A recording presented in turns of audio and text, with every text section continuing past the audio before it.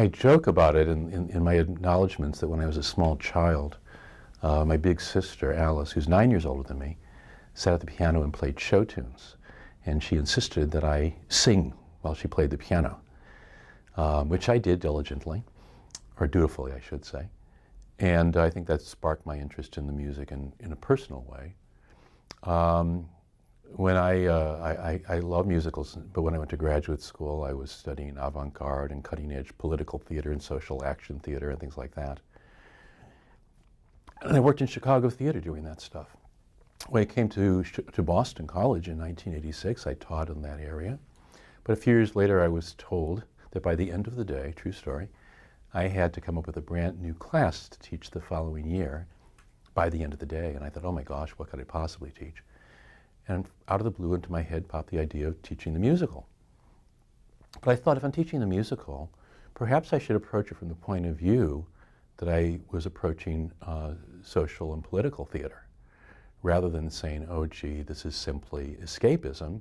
Perhaps there's more to it. After all, it functions in the society so successfully. And so I started to teach the class, and I've taught it ever since. And that's enabled me the opportunity to revisit the material regularly and to reflect upon it. In the early, about 2000 or so, I was speaking in conversation with a gentleman who was a cantor at a synagogue in Boston. And we were just having an informal chat about various things. And he asked me about doing programming for him. And I thought, oh, well, I guess I could do stuff that had a particularly Jewish slant to it. And so I put together a program, which was a public lecture. And I brought in 5 BC students. And I staged them in 22 numbers. So I would give a piece of a lecture and have them sing and perform as a demonstration. So that was part of it. And I think the other piece in the puzzle with me is that, going back again, when I wrote my dissertation many years ago, I wrote it on Hull House, which was the settlement in Chicago. Jane Addams and Ellen Gates Starr founded that in 1889.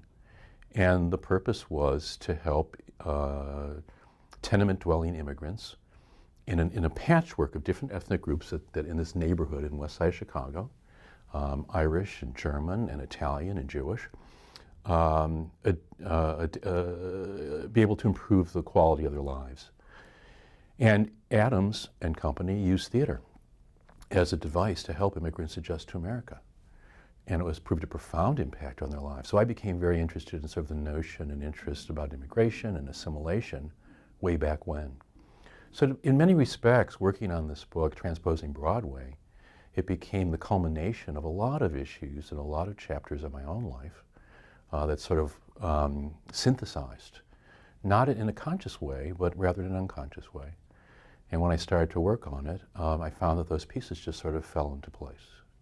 They didn't invent the musical form. I think that it evolved, it grew out of a combination of vaudeville, which grew out of variety shows in America, which began like and even circus and minstrel shows before that. And I think it also combined with operetta, which was, oh goodness gracious, popular form of opera in Europe, developed in the mid-19th century, that made its way here. But it represented both sort of low culture and high culture and blended them together anyway. That pre-existed. And you also had the forms that were introduced by the Irish in America. I think most notably George M. Cohan and Victor Herbert, writing about 1900 or so. We think of Cohan as being sort of the flag-waving, you know, I'm a Yankee Doodle dandy, with his flashy movements and singing out of the side of his mouth and with a tap dance and swagger. And Victor Herbert, who was classically trained composer, who wrote things like Babes in Toyland, again, that operetta thing. So there were pre-existing forms. The Jewish population in America dates back to the 17th century. But like so many groups, the major migrations came in the 1880s. And by about 1900, you start to see the next generation, if you will, the children of the people who came to America, and depending on who we're talking about, some German Jews came to America and they were already well educated, and so they sent their children to college. I'm focusing mostly on New York, by the way. And then people who came from Russia, Jews came from Russia, had a rockier perhaps start and were less sophisticated, but nevertheless, the eagerness to learn, the pattern for parents to want their children to do better than they themselves did, and an understanding culturally the way to do that was through education. And I think also the fact that there weren't, because of prejudice, again, we're talking about Irish, Irish need not apply. That kind of thing that happened here, sadly. And similarly, almost any ethnic group, and that was true for Jews, it was true for Italians, that many pathways to success were closed off. And one of the few areas that was open was through the entertainment industry. So, a generation or two later, a child might say, well, gee, I'm going to go to law school or medical school. But at that time, those were not viable options. So what was available was to go through entertainment. So you see the growth and proliferation of careers in the arts and aspiring steadily toward high art. So that's part of the answer, I suppose. The book musical was not the first form of the American musical, and it wasn't the first form that minorities in general, or Jews in particular, participated in. And yet you start to see the emergence of this in about 1912. There was a small theater built in New York, and they didn't quite know what to do with it because it was too small to make money. And they needed to make, so what they started to do was to offer something brand new. Instead of a girly show with, scanty costumes and kicking legs, they started to offer small shows that were much more sophisticated. And these were called princess shows because the name of the theater was the Princess Theater.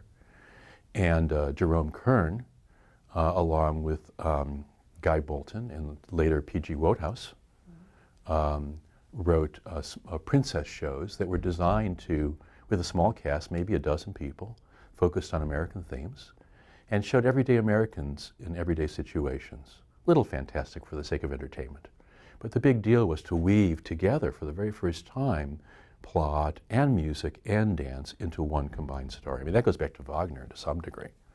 But it was in an American idiom, and it was in an American style of music. And then this developed, and Kern then worked with a lot of people, but perhaps the most important was Oscar Hammerstein. And their masterpiece together was 1927's Showboat. And you see a much more integrative style of theater, integrated in terms of social issues because it was very much about whites and blacks. But it was also integrative in the sense of really using music and lyrics and plot and character and dance to create a synthesized composite whole. And by doing that, they were able, while entertaining, always entertaining, and always dealing with issues of romance, because that's certainly a key notion in the musical, a selling point in the musical, nevertheless dealing with in much more profound social issues and a much closer examination of the fabric of the country itself. I guess I would point to you this way. There's lots of shows that are entertaining, there's lots of shows that are fun and escapist, and God bless them, they're marvelous. But they don't necessarily have the staying power. And staying power, I think, really has to do if there's some substance to it. Even if the audience isn't really aware of that in any kind of obvious way or any way that's hitting them over the head, for lack of a better word. But nevertheless, the stories have substance, and there's an honesty to them, and there's a recognition to them. And I think that that's what enables something to endure. We're still doing productions of Showboat, and this is almost 85 years later, and that's remarkable. But the first recognized show, though it wasn't the first show, the first recognized show to turn the tide toward book musicals was Oklahoma in 1943. And my thesis, yes, is that you have in these musicals a response to an audience that was increasingly Jewish in New York City. By the 1930s, it was actually a predominantly Jewish audience. And that's not to say that they wanted Jewish themes, but what it is to say is that they had their concerns, and their concerns were primarily what? Fitting in so that they can achieve the American dream. And hence the shows that were written seem consistently from that point on to be primarily concerned with just that.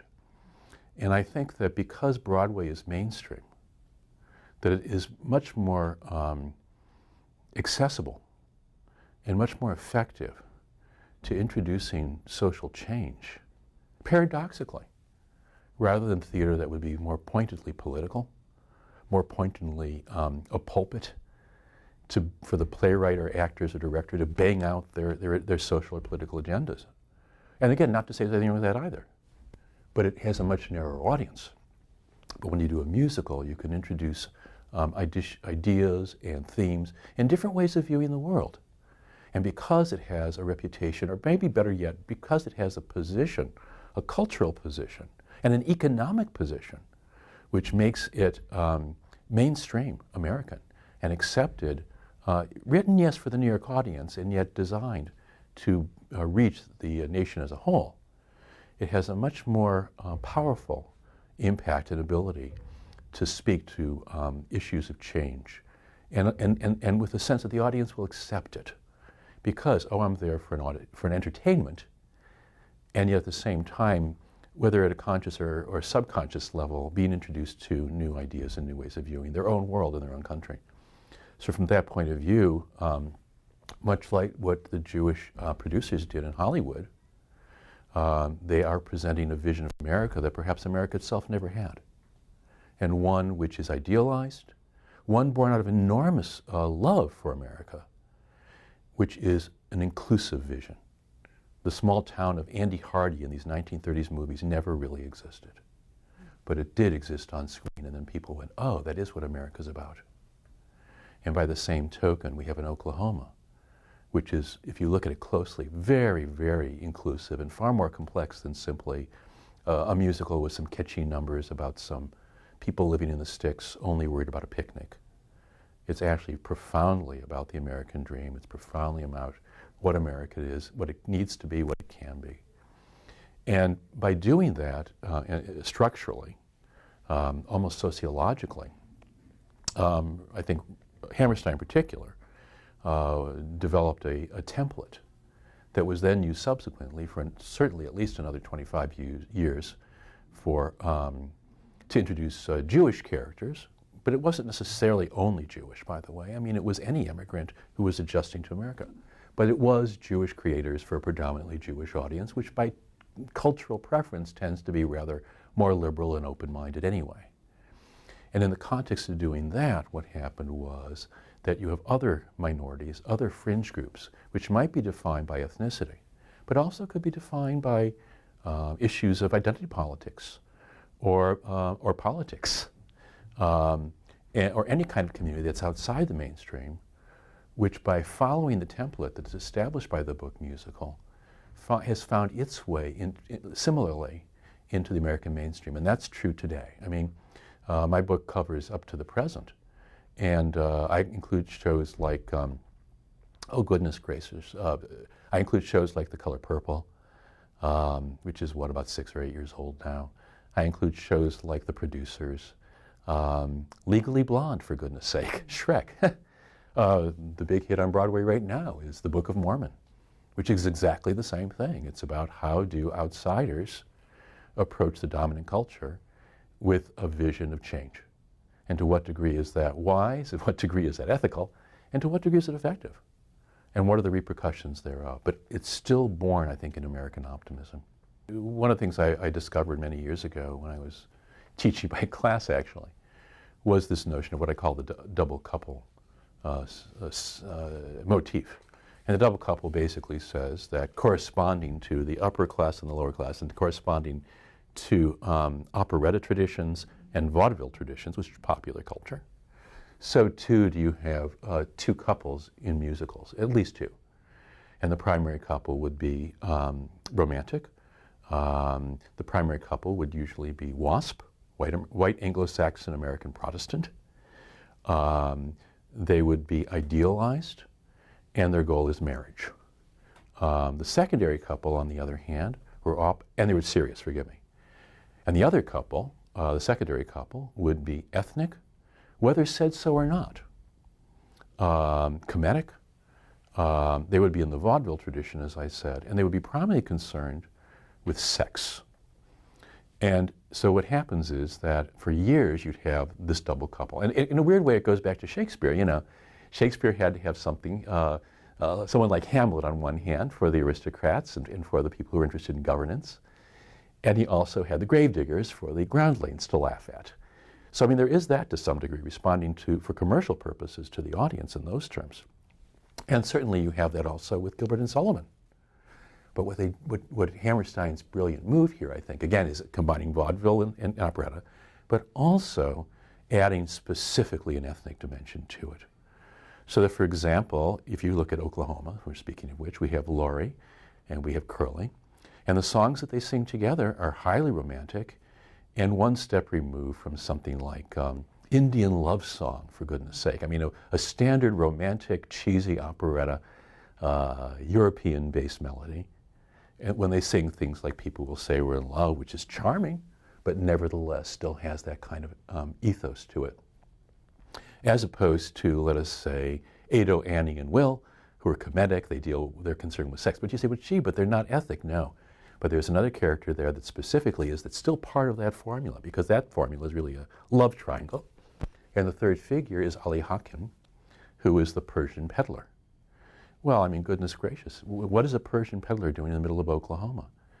And the audience would understand that, because the fact of the matter is, who was in Oklahoma were not Persians, but Jewish peddlers. And significantly, the person that they cast in that original production of Oklahoma, the one that was groundbreaking in 1943, was Joseph Buloff. Joseph Buloff was a star of the Yiddish theater. So and a big, larger-than-life entertainer. So the audience in New York would totally recognize that and get the joke, if you will, of course that's who he is. But it's not written in the script that way. But this kind of encoding, cultural encoding, will continue for another 20 years. And gradually you start to see the ethnic characters gain prominence. Well, why? Because the audience is becoming much more accepted into America's dominant culture, much more accepted as not only economically successful, but also cultural movers and shakers. And as part, their representation improves culturally as well. And you see that, of course, with the development of the musicals over time, where they start to introduce classical music and classical South Pacific, which has Ezio Pinza, who was a major Metropolitan Opera star, singer in the cast. Or you have Agnes DeMille, who is the choreographer for Oklahoma and then later for Carousel, who is classically trained in ballet and is recognized as essentially a pioneer in modern dance, who is creating musical dance numbers that are no longer girls dressed skimpily kicking their heels up for the guys in the audience. In other words, it's high culture.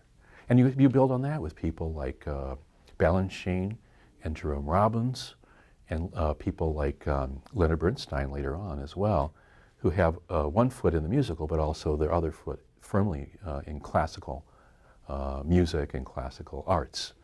So you can see the rise of that audience, and then you start to see with it how the ethnic characters gain prominence. Not necessarily prominence in terms of importance in the story, in terms of being portrayed as wealthy, in fact quite the opposite, but gain prominence in the sense that their ethnic mask is being removed. So you start to see a character in, oh goodness gracious, I always get, Most Happy Fella, Frank Lesser's play, a musical from about 1958, I think, which centers on a man who's middle-aged and Italian, and he has a mail-order bride, but the central character is suddenly ethnic. And then you have Fiorello LaGuardia, and of course it culminates with Tevye and Fiddler on the Roof, where not only are we seeing an ethnic character as the primary character, but we're introduced to his turf. It's no longer the immigrant in America. Suddenly we're in his land and we're expected to learn his ropes, the ropes, the rules, the personalities in a sympathetic way that entirely, I think, would not have happened had it not been for a couple things. One thing is probably the Civil Rights Act of 1957, I think, and secondly, the election of John F. Kennedy. But not just Kennedy, but what Kennedy represented. And why? And again, Kennedy's elected. Why? Because there's sufficient sympathy and support in the nation for that ethnicity is no longer necessarily a reason to say no. And you start to have that presence even in the White House. Not unlike what we have now with Mr. Obama as an African American in the White House, and how that changes our view of culture along with it.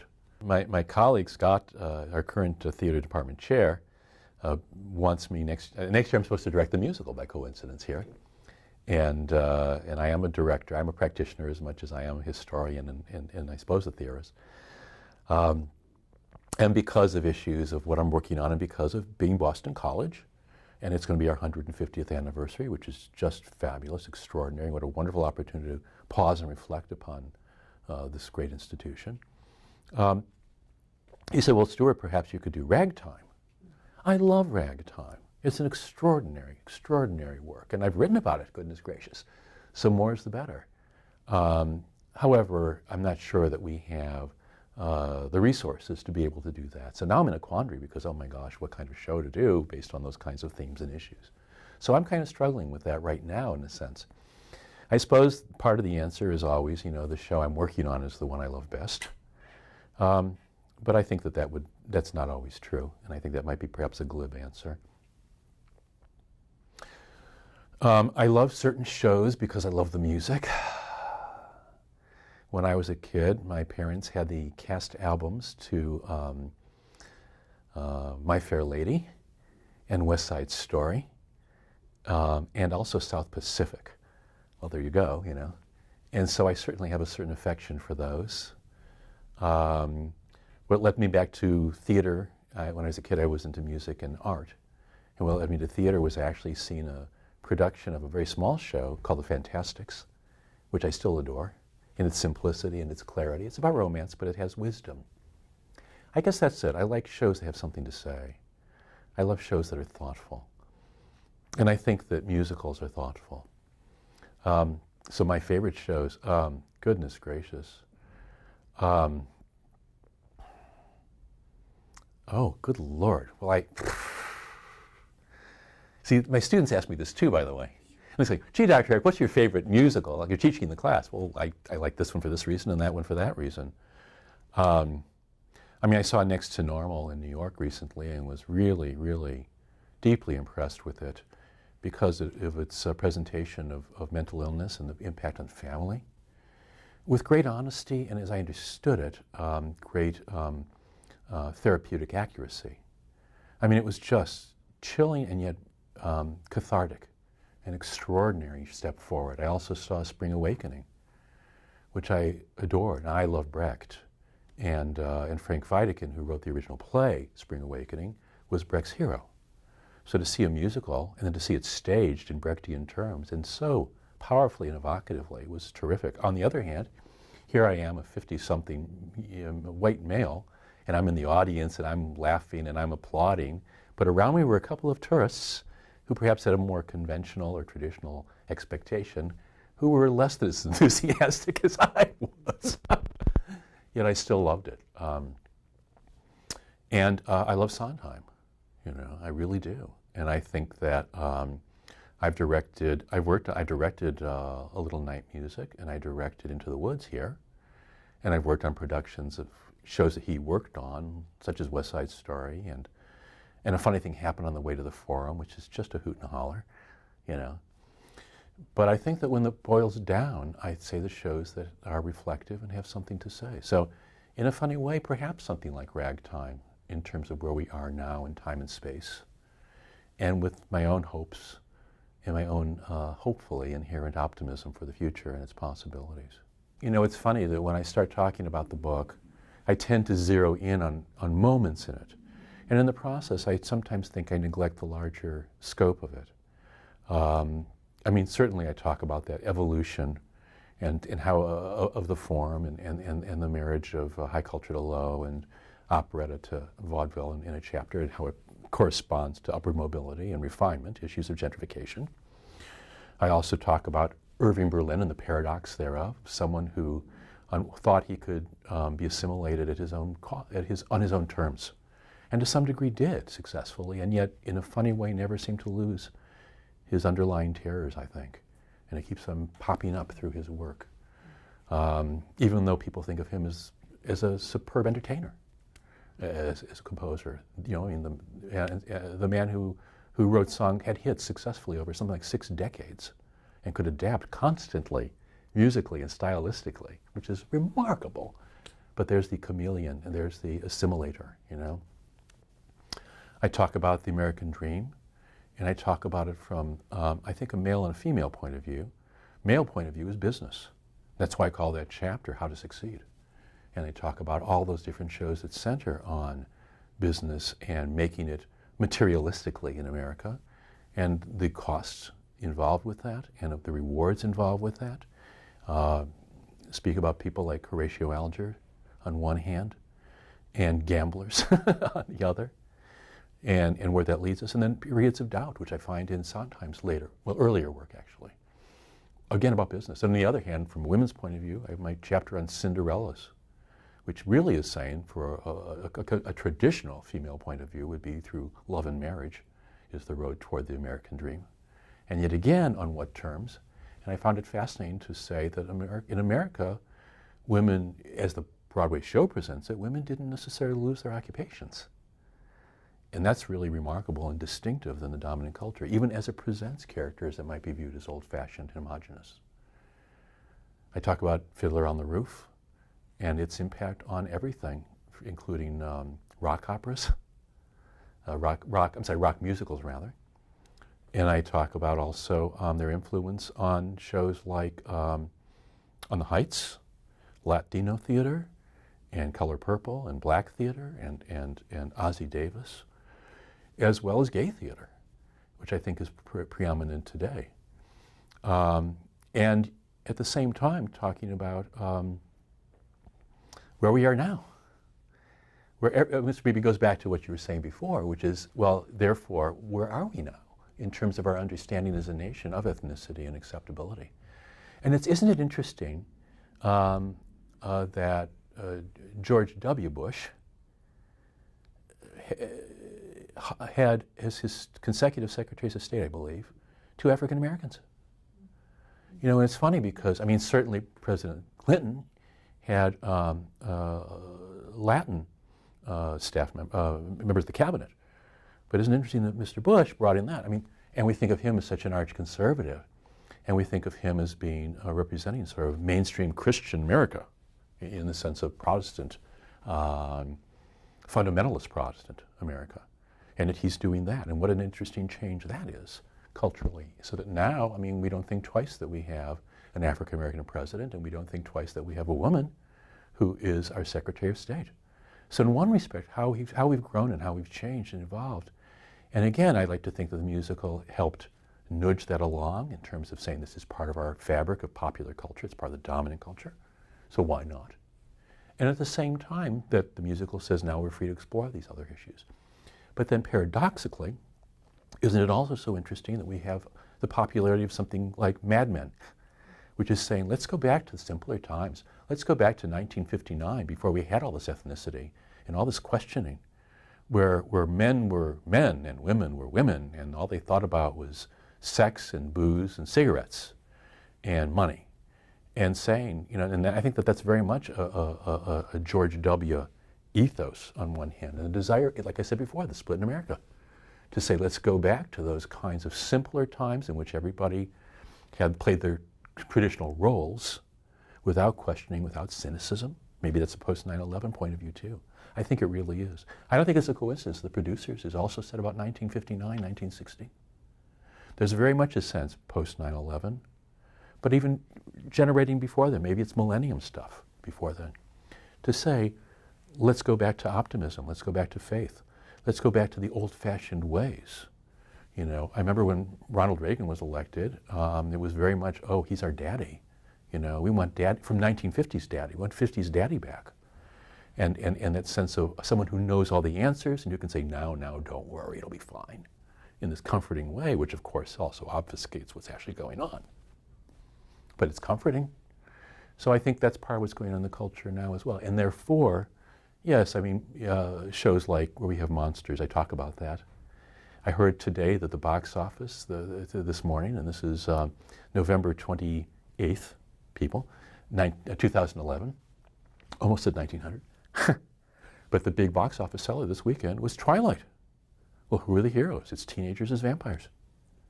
And that's, again, part of the fantasy. And you go, well, what does that mean?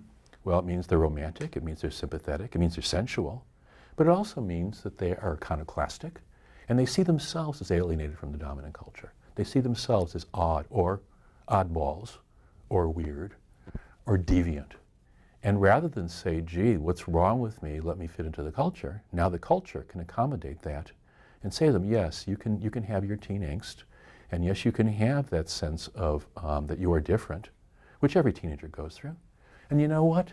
Isn't that kind of good? But then we go one more step and say that we have something like Legally Blonde, where even the white Anglo-Saxon Protestant blonde bombshell valley girl has to be seen as, now also can be an outsider, can also be seen as weird, can also be the oddball, and they're rooting for to succeed.